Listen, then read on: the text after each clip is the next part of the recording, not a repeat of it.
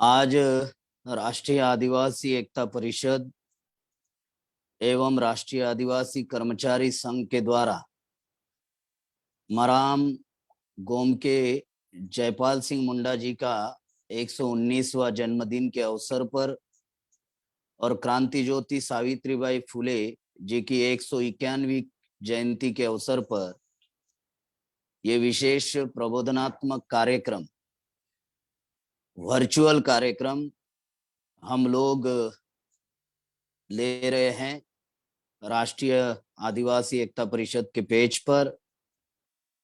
जिस कार्यक्रम के दो विषय खास करके चर्चा में रखे गए, एक मरांग गोम के जयपाल सिंह मुंडा जी का ब्राह्मणीकरण करके आदिवासियों को सेग्रीगेट करना यह ब्राह्मणी षड्यंत्र है, यह गंभीर चर्चा। और दूसरा जो विषय साथ में रखा गया है कि मरांग गोम के जयपाल सिंह मुंडा जी और डॉक्टर बाबा साहब अम्बेडकर इनके संबंध में गलत भ्रांतियां लोगों में प्रचारित करना यह आदिवासियों को राष्ट्रव्यापी आंदोलन से जोड़ने से रोकने का ब्राह्मणी षड्यंत्र है। साथियों, ये दो विषय के ऊपर बहुत विस्तार से हमारे वक्तागणों ने और पदाधिकारियों ने बात रखी और विस्तार से माननीय एच.एन. रेखवाल साहब, राष्ट्रीय अध्यक्ष राष्ट्रीय आदिवासी एकता परिषद, इन्होंने भी अपनी बात रखी। साथियों, समय को ध्यान में रखते हुए कुछ बातें आप लोगों के सामने मैं रखना चाहता हूं। महापुरुषों का जो जीवन संघर्ष है वो इतिहास है और इतिहास हमारे लिए विरासत है, इतिहास हमारे लिए प्रेरणा है। प्रेरणा से आंदोलन खड़ा होता है, प्रेरणा से समाज में जागृति निर्माण होती है। जो वर्तमान में मनुवादी ब्राह्मणवादी जो लोग हैं, आज आदिवासी समाज में बड़े पैमाने पर जो ब्राह्मणीकरण किया जा रहा है,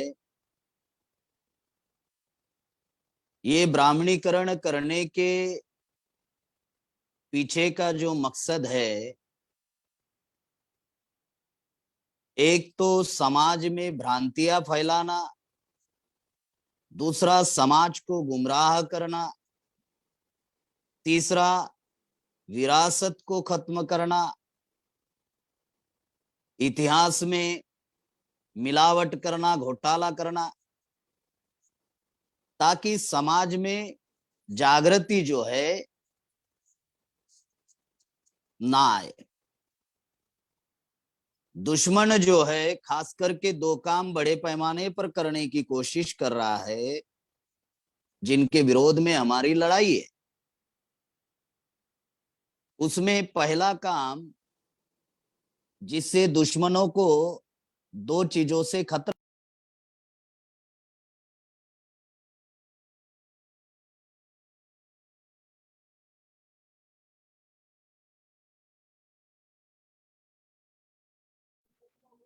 सर माइक अनम्यूट कीजिए। दुश्मनों को दो चीजों से खतरा है। एक कि वो निरंतर जागृति को रोकना चाहता है ताकि संगठित शक्ति का निर्माण ना हो, और दूसरा जिस समाज को हजारों सालों से ज्ञान, विज्ञान, शिक्षा, कंप्यूटर ज्ञान, ट्रांसपोर्टिंग सिस्टम, दूरसंचार साधनों से जिनको हजारों सालों से वंचित रखा, वो समाज संविधान की वजह से जिनको शिक्षा मिली, संविधान की वजह से जिस समाज में जो जंगलों में रहने वाले लोग थे आज बंगलों में आए, संविधान की वजह से आज हमें मान सम्मान स्वाभिमान मिला, जो मनुवादी ब्राह्मणवादी व्यवस्था में ये हमारे समाज को सम्मान नहीं था। ये समाज साधन और संसाधनों का निर्माण ना करे, ये दूसरी जो डर है दुश्मन को, पहला डर कि निरंतर जागृति ताकि संगठित शक्ति का निर्माण ना हो, और दूसरा कि समाज में साधन और संसाधनों का निर्माण ना हो, जो समाज हजारों सालों से साधन और संसाधनों से वंचित रखा गया। और इसीलिए समाज में विचारधारा में वो लोग मिलावट करते हैं,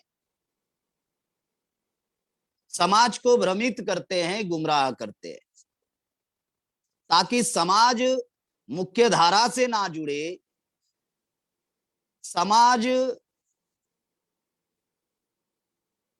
जो परिवर्तनवादी जो विचारधारा है उस विचारधारा से ना जुड़े, ये दुश्मनों की कोशिश है।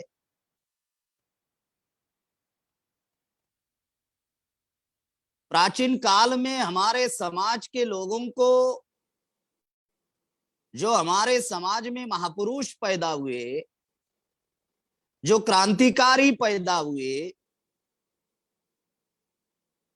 उनको राक्षस कहा गया,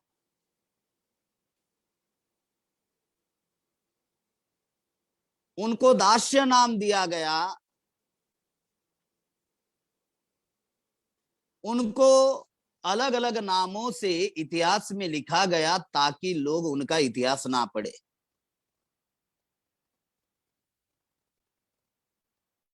फिर मध्य भारत में उनको डाकू कहा गया, जो हमारे क्रांतिकारी लोग थे। जब उनको डाकू कहा गया तो डाकू कहने से हमारे लोगों ने हमारे ही महापुरुषों का इतिहास पढ़ना बंद कर दिया। जो लड़ाकू कौम है, जो मार्शल कौम है, जो परिवर्तन लाने वाली कौम है, आज उस समाज को नक्सलवादी कह रहे हैं। जो अपने हक अधिकार के लिए लड़ाई लड़ता है उसको नक्सलवाद का ठप्पा लगा देते हैं। जब जिनके ऊपर नक्सलवाद का ठप्पा लगाते हैं तो हमारे लोग उनका इतिहास पढ़ना उचित नहीं समझते। पहले राक्षस कहते थे, दास्य कहते थे, दानव कहते थे, डाकू कहने लगे, लुटेरे कहते थे, गिरिजन कहते थे, अब वो नक्सलवादी कह रहे हैं। जो लोग हमारी लड़ाई लड़ रहे हैं समाज में, उनको इस प्रकार के नाम दुश्मन के द्वारा दिया जा रहा है।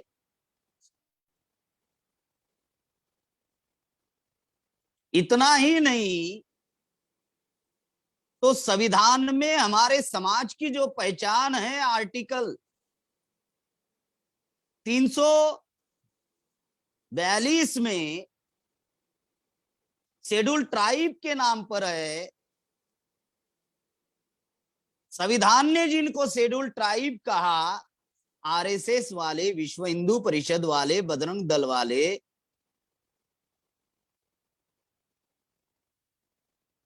उस समाज में जाकर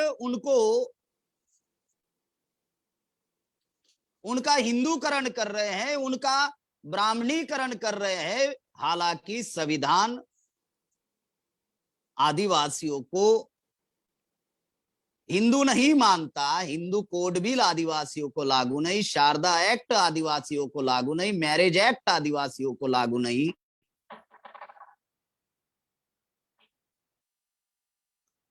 हाईकोर्ट और सुप्रीम कोर्ट आदिवासियों को हिंदू नहीं मानता। तो इस प्रकार का षड्यंत्र हमारे समाज में जाकर वो लोग कर रहे हैं। इस बात को हम लोगों को समझना बहुत जरूरी है।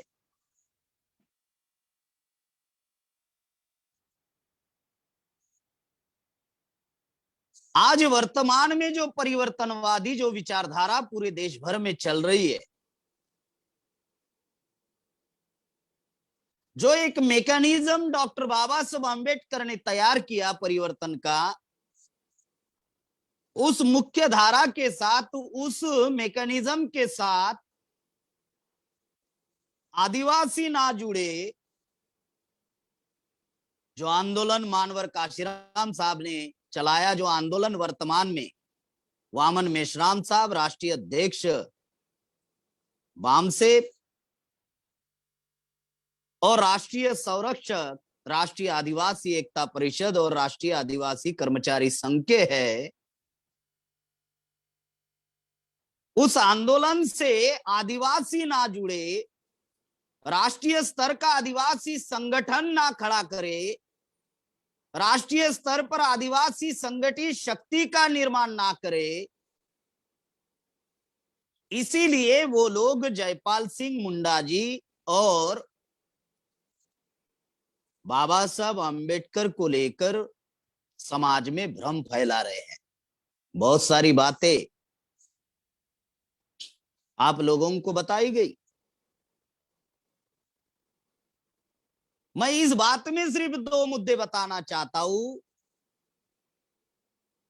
हमने इस रेफरेंस में 2 किताबें लिखी। पहली किताब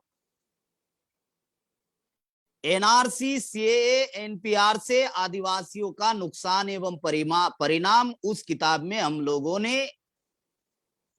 ये बातें क्लियर करने की कोशिश की। दूसरी किताब हमने लिखी विश्व आदिवासी दिवस अर्थात विश्व मूल निवासी दिन। इस किताब में बाबा साहब अम्बेडकर और जयपाल सिंह मुंडा जी में जो डिबेट्स एंड डिस्कशन जो हुआ संविधान सभा में, वो हम लोगों ने पूरा का पूरा एज इट इज उस किताब में हम लोगों ने छपवाया। और ये सारी बातें हमारे कार्यकर्ताओं ने, पदाधिकारियों ने, खास करके राष्ट्रीय अध्यक्ष जी ने आज आप लोगों के सामने रखी, समाज के सामने रखी। इसमें एक महत्वपूर्ण बात ये मैं बताना चाहता हूं कि जयपाल सिंह मुंडा कोई साधारण व्यक्ति नहीं थे, फॉरेन एजुकेशन लिए हुए थे। बाबा साहब अम्बेडकर भी कोई साधारण व्यक्ति नहीं थे, वे भी फॉरेन एजुकेशन लिए हुए थे। जो सवाल जयपाल सिंह मुंडा जी ने संविधान सभा में खड़ा किया, उसका जवाब जब बाबा साहब अम्बेडकर ने दिया तो जयपाल सिंह मुंडा जी संतुष्ट हुए। पहले नंबर की बात हम लोगों को यह समझनी होगी, संतुष्ट हुए, क्योंकि दोनों भी फॉरेन एजुकेशन लिए हुए थे, बुद्धिमान व्यक्ति थे, पढ़े लिखे लोग थे।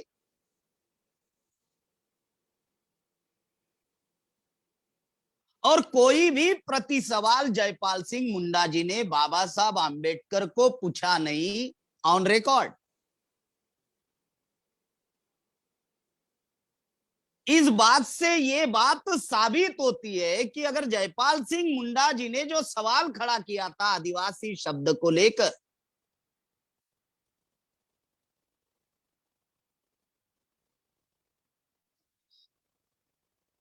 और वे संतुष्ट हुए बाबा साहब का जवाब देने के बाद, तो जो बात जयपाल सिंह मुंडा जी को समझ में आई, क्या वर्तमान में आदिवासी समाज में जो बुद्धिजीवी लोग हैं, मेरा ये सवाल है उन लोगों को, क्या वे जयपाल सिंह मुंडा जी से और बाबा साहब अम्बेडकर से ज्यादा बुद्धिमान है क्या? अगर जयपाल सिंह मुंडा जी अगर प्रति सवाल खड़े नहीं कह रहे हैं, मैं उस बात को लेकर कुछ रेफरेंस आप लोगों के सामने रखना चाहता हूं, ताकि हमारे समाज को ये बात पता चले। बहुत महत्वपूर्ण बात है जो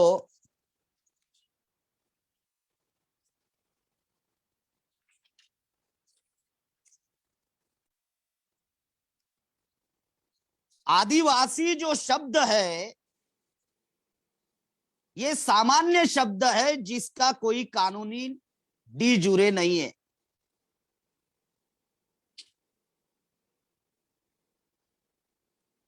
डी जुरे ये इटालिक शब्द है। इस इटालिक अंग्रेजी शब्द का अर्थ होता है इसका कोई कानूनी मायने नहीं है। जैसे किसान नाम की कोई जाति नहीं है, जैसे किसान नाम का कोई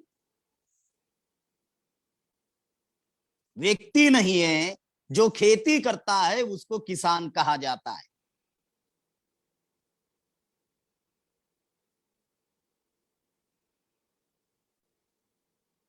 तो साथियों यदि संविधान में कोई शब्द डालना है तो उसकी कानूनी मान्यता होनी चाहिए। जैसे अछूतों के लिए कानूनन शब्द शेड्यूल कास्ट बाबा साहब आम्बेडकर ने लाया, क्योंकि अछूत शब्द का कोई भी कानूनी अर्थ नहीं है।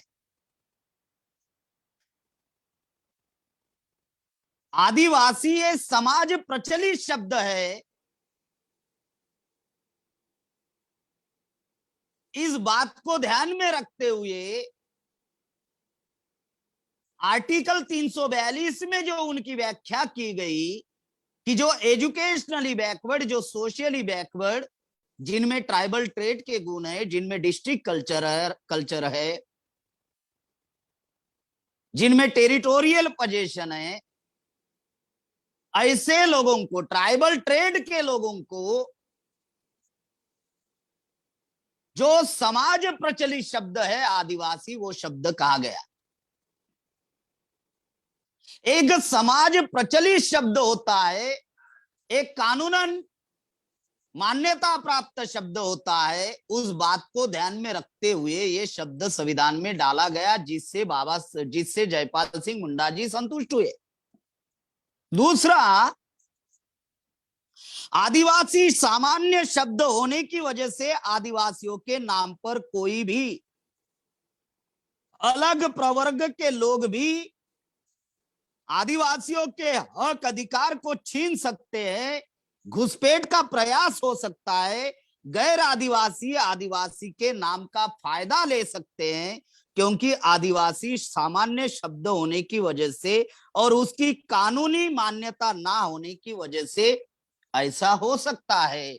इस वजह से शेड्यूल ट्राइब ये शब्द संविधान में डाला गया। अब ये क्यों डाला गया, उसका और एक आगे विश्लेषण किया गया है बाबा साहब आम्बेडकर के द्वारा कि यदि कानूनी मामले पैदा होते तो शेड्यूल ट्राइब शब्द होने से अदालत में, कोर्ट में उसको ले जाया जा सकता है। इससे आदिवासियों का सटीक बचाव होना चाहिए कि कौन है सही मायने में आदिवासी। इसलिए अनुसूचित जनजाति ये शब्द उचित है। अनुसूचित जनजाति की गणना करना है, यह उद्देश्य आदिवासियों के विकास एवं कल्याण से जुड़ा हुआ मामला है। इससे आदिवासियों का स्टेटस, स्थान, दर्जा खत्म नहीं होता है।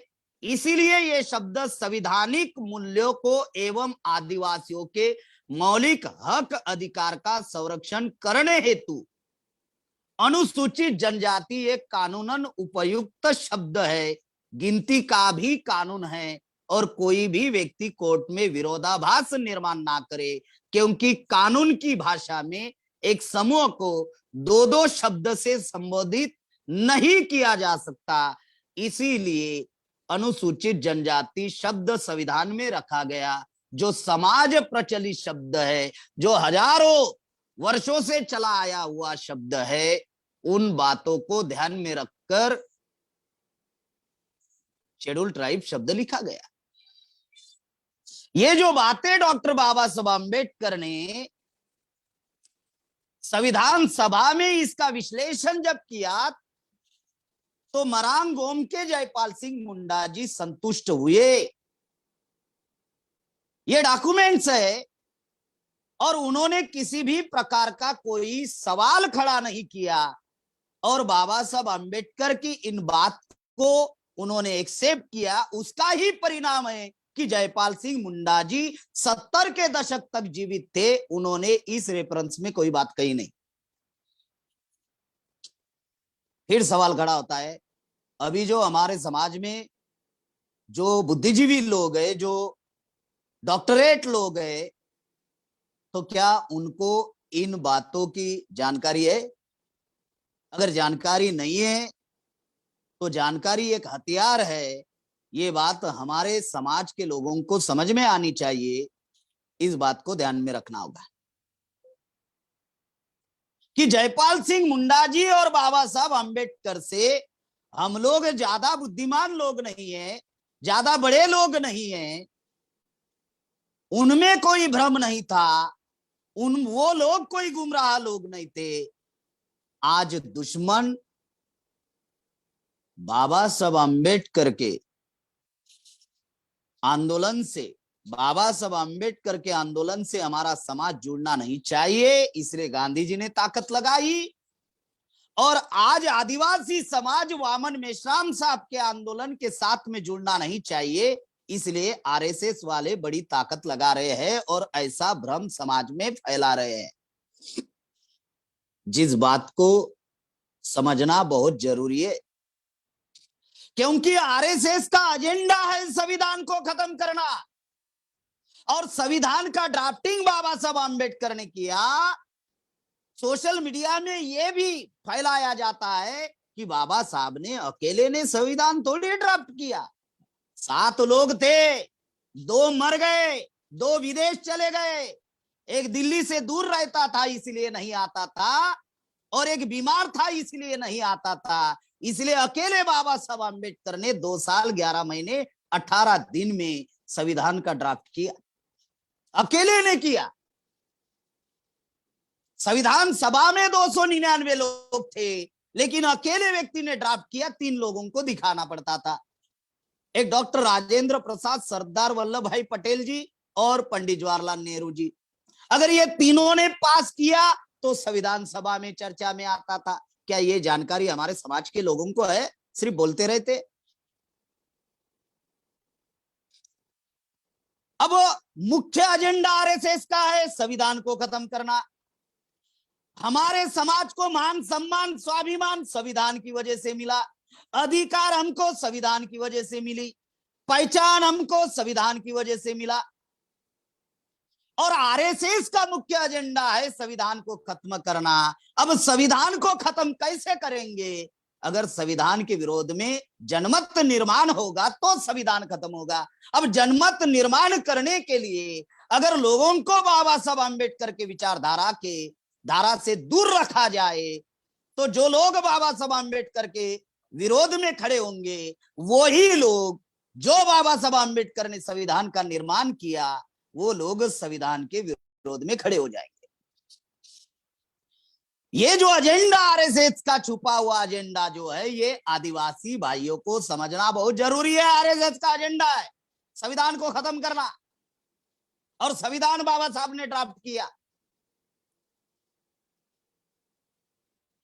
बहुत खास बात बता रहा है, इस बात को सभी को ध्यान में रखना है।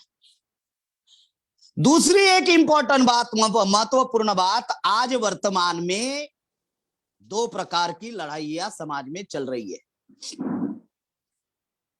एक है धार्मिक ध्रुवीकरण की और एक है सामाजिक ध्रुवीकरण की। धार्मिक ध्रुवीकरण का आंदोलन जो है वो ब्राह्मण लोग चला रहे हैं। अगर धार्मिक ध्रुवीकरण होगा तो हिंदुत्व मजबूत होगा, और हिंदुत्व अगर मजबूत हुआ तो हिंदुत्व का ठेकेदार ब्राह्मण है, तो वो ब्राह्मण मजबूत होगा, और ब्राह्मण अगर मजबूत हुआ तो हमारी गुलामी दीर्घजीवी होगी। तो धार्मिक ध्रुवीकरण की लड़ाई चल रही है, जो ब्राह्मण लोग चला रहे, उनके संगठन काम कर रहे हैं। इसीलिए जो आदिवासी हिंदू नहीं है उनको हिंदू बनाने का कार्यक्रम चल रहा है। ये हिंदू बनाने का कार्यक्रम हिंदू बनाने का कार्यक्रम नहीं है, बल्कि अल्पसंख्यक ब्राह्मणों को हिंदू के नाम पर बहुसंख्य बनाने का कार्यक्रम है। क्योंकि धार्मिक ध्रुवीकरण का फायदा ब्राह्मणों को होता है और हमारे समाज को नुकसान होता है। तो हमें कौन सी लड़ाई चलानी चाहिए? हमें लड़ाई चलानी चाहिए सामाजिक ध्रुवीकरण की। और सामाजिक ध्रुवीकरण का आंदोलन इस देश में कौन चला रहा है? वामन मेश्राम साहब चला रहे हैं, बामसेब के लोग चला रहे हैं। क्योंकि हमारी संख्या 7.5% है। अगर 7.5% लोगों ने संगठन बनाया, शक्ति का निर्माण किया, फिर भी संख्या 7.5% है। हम किसी राज्य का मुख्यमंत्री छोड़िए, भारत का प्रधानमंत्री छोड़िए, हम किसी राज्य का मुख्यमंत्री बनाने लायक नहीं है संख्या के आधार पर।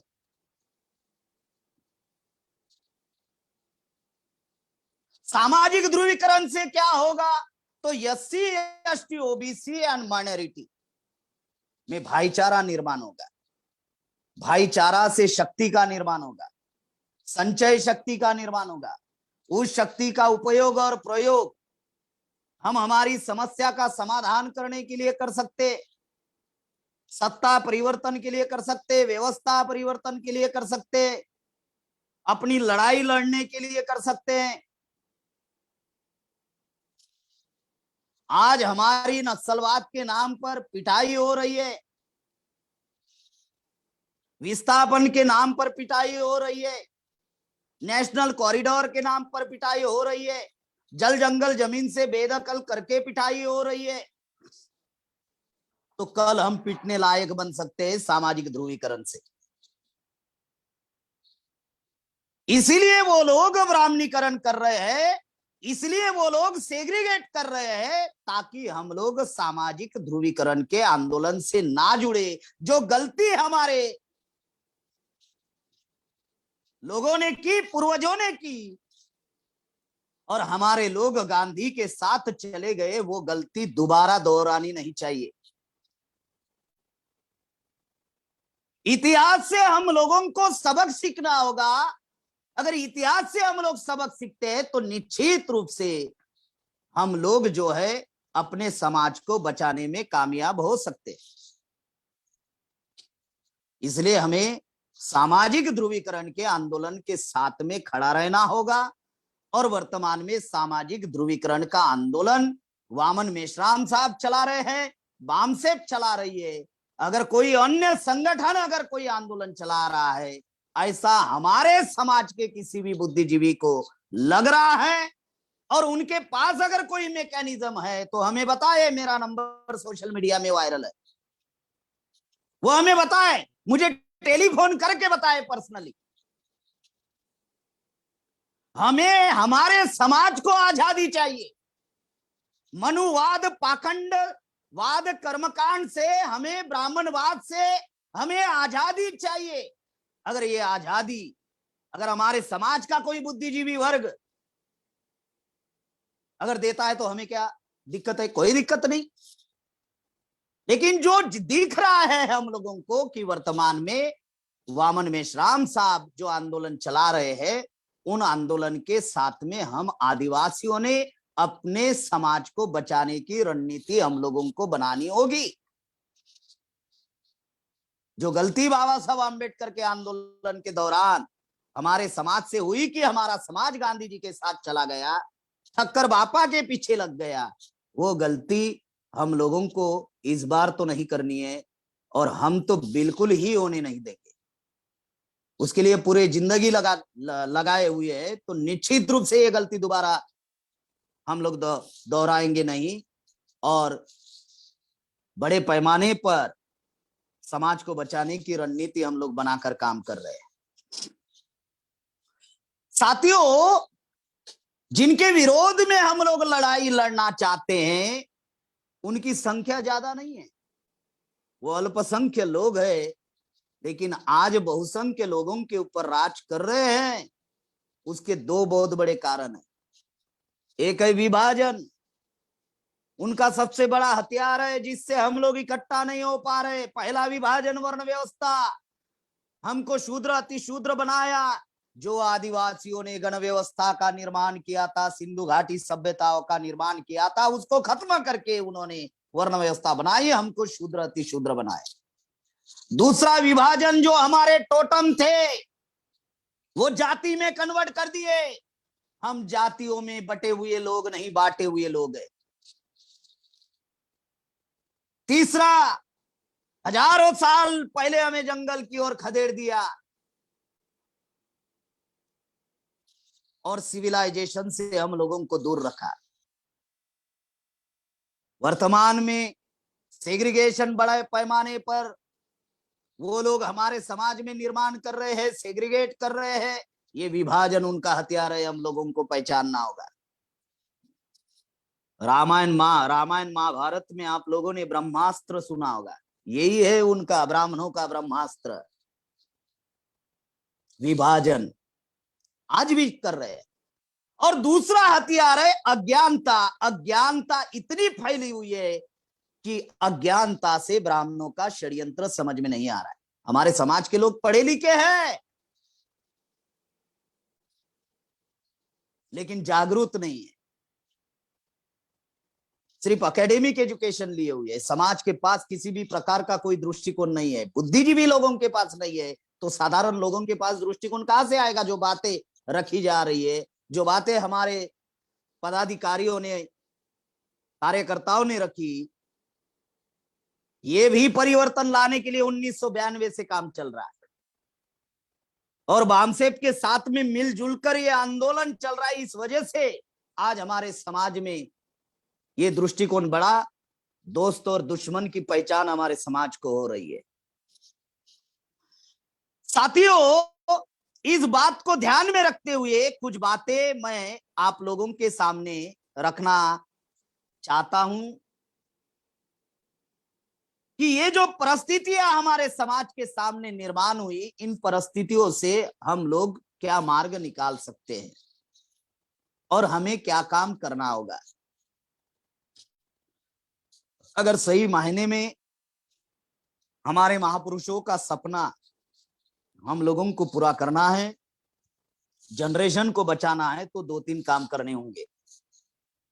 पहला काम, अभी हमारा आंदोलन क्लास बेस आंदोलन चल रहा था, अब हम लोगों को आंदोलन को मास बेस आंदोलन में कन्वर्ट करना होगा। सफलता 3 चीजों से मिलती है: शक्ति संगठन की, समर्थन जनता का, दावपेच नेतृत्व के। संगठन शक्ति का हम लोगों ने निर्माण किया, दावपेच वाला भी नेतृत्व हमारे समाज में आज निर्माण हुआ है। नेतृत्व का अर्थ क्या है? सही क्या है और गलत क्या है, ये समाज के सामने रखना है। ये सही है और ये गलत है। नेतृत्व क्या है? तो दुश्मन के षड्यंत्र को समझना और अपने समाज को बचाने की रणनीति बनाना।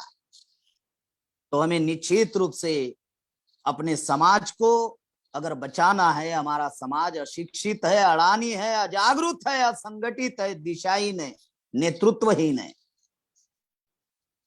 तो निश्चित रूप से कुछ बिंदु के ऊपर हम लोगों को काम करने की जरूरत है। उसमें पहला बिंदु है कि जो समाज अजागरूक है, उस समाज को हम लोगों को जगाना होगा और जगाने के लिए निरंतर समाज में जाकर इस विचारधारा का प्रचार प्रसार करना होगा। नंबर 2, हमारी समस्या जो है राष्ट्रव्यापी है, हमें अपना राष्ट्रव्यापी संगठन खड़ा करना होगा। जम्मू कश्मीर में जो आदिवासी निवास करते हैं उनकी जो समस्या है, कन्याकुमारी में जो आदिवासी है उसकी भी वही समस्या है, गुजरात में जो आदिवासी है उसकी जो समस्या है, बंगाल में जो आदिवासी है उसकी भी वही समस्या है। समस्या हमारी देशव्यापी है, संगठन देशव्यापी बनाना होगा। नंबर 2, आदिवासियों की जो करीबन 800-850 जातियां है, उन सभी जातियों को हमें जोड़ना होगा, उनको जगाना होगा। नंबर 3, हमारे समाज में नेतृत्व का अभाव है। देशव्यापी नेतृत्व निर्माण करना होगा, राज्यव्यापी नेतृत्व निर्माण करना होगा, कमिश्नरी स्तरीय नेतृत्व निर्माण करना होगा, जिला स्तर पर नेतृत्व निर्माण करना होगा, गांव स्तर पर नेतृत्व निर्माण करना होगा। आज राष्ट्रीय स्तर पर लीडरशिप निर्माण हो चुकी है। त्यागी समर्पी और निष्ठावान कार्यकर्ता निर्माण हो चुके हैं। अभी हमें टॉप टू बॉटम लीडरशिप पैदा करनी होगी। नेताओं की कमी नहीं है हमारे समाज में, नेतृत्व का अभाव है, उसको पूरा करना होगा। नेक्स्ट, हमें संगठित शक्ति का निर्माण करना होगा, और ये करने के लिए अभी हम लोगों को एक्शन मोड पर काम करना होगा। और ये करने के लिए राष्ट्रीय आदिवासी एकता परिषद 1992 से कार्यरत है। आज राष्ट्रीय आदिवासी एकता परिषद करीबन 22 राज्यों का संगठन है और 200 से अधिक जिलों में संगठन आज फैला हुआ है। आज राष्ट्रीय आदिवासी एकता परिषद और कर्मचारी संघ में पूर्णकालीन प्रचारकों का निर्माण हो चुका है। राष्ट्रीय स्तर पर Rekhwal sir, HN Rekhwal sir और प्रेम कुमार गेड़ाम राष्ट्रीय स्तर पर पूर्णकालीन प्रचारक के तौर पर कार्य कर रहे हैं। जिला स्तर पर लोग लगे हुए, राज्य स्तर पर लोग लगे हुए, पूर्णकालीन प्रचारक निर्माण हुए। साथियों, समाज को जगाने के लिए साहित्य का निर्माण करना बहुत जरूरी होता है। आज राष्ट्रीय आदिवासी एकता परिषद और कर्मचारी संघ ने एक संस्था का निर्माण किया जिसका नाम है tribal research and development centre, जो हम लोगों ने नागपुर में निर्माण किया। उसके अंतर्गत अभी तक हम लोग 3 किताबें निर्माण कर चुके हैं और पूरे देश भर में हम लोग रिसर्च करने वाले लोगों को वहां पर हम लोग इन्वॉल्व करेंगे। अलग अलग जाति समूह का आने वाले दिनों में संशोधन होगा और नए इतिहास का निर्माण होगा। और सच्चा इतिहास, जो ब्राह्मणों ने इतिहास में घोटाला किया, इस वजह से जो सही जानकारी समाज के पास पहुंचनी चाहिए वो पहुंच नहीं रही है। हम लोग साहित्य का निर्माण करके ये जानकारी प्रोवाइड करने का काम करेंगे। अभी हमारी एक किताब जो है अभी प्रकाशित हो रही है आने वाले दिनों में। उस किताब का ही नाम है मरांग गोम के जयपाल सिंह मुंडा जी और डॉक्टर बाबा साहब आम्बेडकर, भ्रम और वास्तव। ये किताब आने वाले दिनों में आने वाली है। रिसर्च संस्था का निर्माण किया। साथियों, आज संगठन राष्ट्रीय आदिवासी एकता परिषद और कर्मचारी संघ आज हमारे समाज की जो भी समस्याएं हमारे सामने आ रही है, आज हाई कोर्ट और सुप्रीम कोर्ट में लड़ाई लड़ने लायक हम लोग बन चुके हैं। इस बात को सभी को ध्यान में रखना बहुत जरूरी है। आदिवासियों के जितने भी विस्थापन के मैटर है जो हमारे पास आ रहे हैं, जल जंगल जमीन के जो मैटर हमारे पास आ रहे हैं, समाज के ऊपर जो अन्य अत्याचार हो रहा है वो मैटर हमारे पास आ रहे हैं। आज हम लोग हाई कोर्ट सुप्रीम कोर्ट में लड़ाई लड़ने लायक है, लड़ रहे हैं। आज हमारे समाज में लड़ाई लड़ने लायक वकील लोगों की टीम तैयार हो चुकी है, काम कर रहे हैं। इससे सबसे बड़ी बात, जो काम हमारे समाज में जो अलग अलग संगठन कार्यरत है उन लोगों ने नहीं किया। आज राष्ट्रीय आदिवासी एकता परिषद चरणबद्ध आंदोलन हम लोगों ने किया, मतलब हम लोग आंदोलन करने लायक बन चुके हैं। इस बात को हम लोगों को ध्यान में रखना बहुत जरूरी है और इन बातों को ध्यान में रखकर अभी हम लोग 3 योजना पर काम कर रहे हैं, जिस पर अभी संगठन शक्ति पूरी हम लोग लगाने वाले हैं। पहली योजना हमारी है कि आदिवासी समाज के ऊपर प्रतिदिन अन्याय अत्याचार हो रहा है। सबसे ज्यादा अगर किसी समाज के ऊपर हो रहा है तो आदिवासी समाज के ऊपर हो रहा है। और ये अन्याय अत्याचार को निपटने के लिए हम लोग भारत बंद योजना पर काम कर रहे हैं। और 10 साल का हम लोगों ने टास्क लिया है और हर साल 2 बार भारत बंद करेंगे। 5 महीना तैयारी, 6वें महीने में भारत बंद, 5 महीना तैयारी, 6वें में भारत बंद। 2 बार अभी तक हम लोगों ने भारत बंद कर चुके हैं। अब तीसरी बार भारत बंद 31 जनवरी को होने जा रहा है। आने वाले दिनों में आदिवासी के मुद्दों पर भारत बंद होगा। अलग अलग समूहों के जो भी मुद्दे हैं उन पर भारत बंद होगा। समाज में जो किसान रहते हैं, मजदूर रहते हैं, छात्र रहते हैं, युवा रहते हैं, बेरोजगार रहते हैं, महिलाएं रहती है, उनके मुद्दों को लेकर भारत बंद होगा। यानी समाज के ऊपर जो अन्याय अत्याचार हो रहे हैं उनको हम लोग सड़कों पर निपटने की तैयारी कर रहे हैं। इस योजना पर अभी हम लोग काम कर रहे हैं।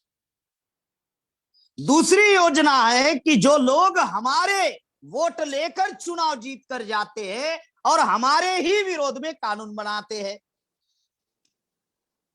आज राजनीति हमारे समाज का भविष्य निर्धारित कर रही है।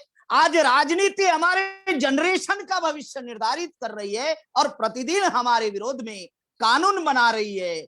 इस बात को ध्यान में रखते हुए अभी हम लोगों ने निर्णय लिया और जो एक्शन मोड पर अभी हम लोग काम कर रहे हैं कि हम लोगों को रियल रिप्रेजेंटेटिव विधानसभा और सांसद में भेजना होगा और इसके लिए हम लोगों को राजनीतिक हस्तक्षेप करना होगा। यह दूसरा बिंदु है हमारा जिस योजना पर काम कर रही। पहला योजना भारत बंद, दूसरी योजना जो है राजनीतिक हस्तक्षेप, और तीसरी योजना पर अभी हम लोग काम कर रहे हैं कि हमें जो मान सम्मान स्वाभिमान मिला वो संविधान की वजह से मिला। अगर चपरासी से लेकर आईएएस भी बना होगा और प्रधान से लेकर अगर नेता आज बना होगा, मंत्री बना होगा हमारे समाज का व्यक्ति, तो निश्चित रूप से ये संविधान की वजह से सम्मान मिला है।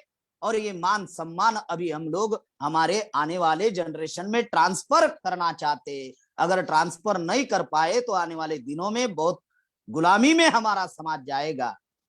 इस बात को ध्यान में रखते हुए जो भी हमारे मौलिक अधिकारों का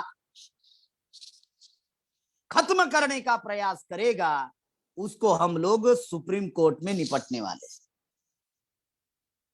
जो 5वीं और 6वीं अनुसूची संविधान में 26 जनवरी 1950 से लागू है, अमल अभी तक नहीं की गई। अमल इसलिए नहीं की गई क्योंकि कोई भी इंप्लीमेंटेशन एक्ट नहीं बनाया गया। अभी हम लोग 5वीं और 6वीं अनुसूची इंप्लीमेंटेशन एक्ट बनना चाहिए। इसके लिए आने वाले दिनों में सुप्रीम कोर्ट में एक बहुत बड़ी अंदरूनी लड़ाई हम लोग लड़ने जा रहे हैं। इस बात को सभी कार्यकर्ताओं को ध्यान में रखना है।